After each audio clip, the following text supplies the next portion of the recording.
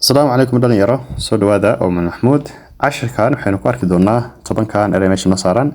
erayga koowaad waxa loo akhriyaa degrade waa inaad wax tayadooda hoos u dhigtid yes for example chemicals degrade slowly kiimikooyinkan yani quality-gooda si tartiib la u lumaya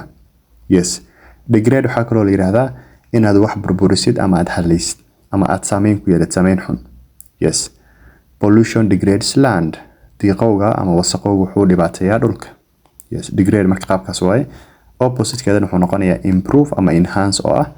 horumarin wax inaad qaabkii hadda yihiin ka wanaajisid ama aad ka horumarisid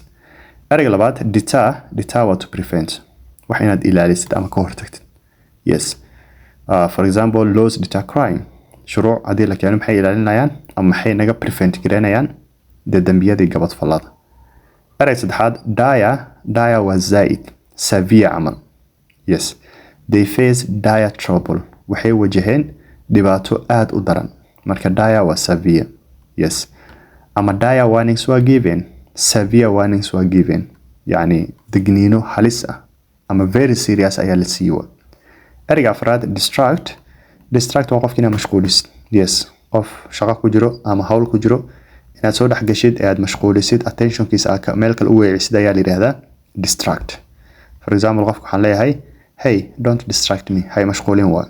hawl baa haya hay mashquulin ama do not distract students ardayda ha mashquulin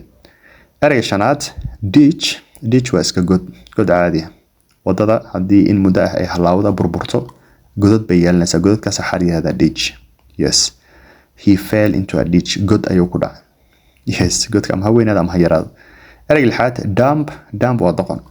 yes qof doqon ah bila aqli ah ayaa la yiraahdaa dumb waxay isku macno yihiin foolish waxay isku macno yihiin silly waxay isku macno yihiin idiotic aad bay u badan yihiin erayga toddobaad elapse waa dhaafitaan waqti inuu ku dhaafo inta badan waxaa loo isticmaalaa time for example hadaa ku dhaho 3 hours elapsed 3 saacadood baa ay dhaafto way ama 3 saacadood baa iga tagtay ama days elapse quickly maalmahan waqtiyada ama maalmaha aad bay u cararayaan elapse marka waa to pass dhaafitaan erayga sagaalaad embed waa inaad wax hagaajisid yes waliba qaab family ah yes hadaan ku dhaho the nail embedded in the wood yani musbaarka si fiican buu u adkeeyay ama u dhaxgalay yani alwaax yes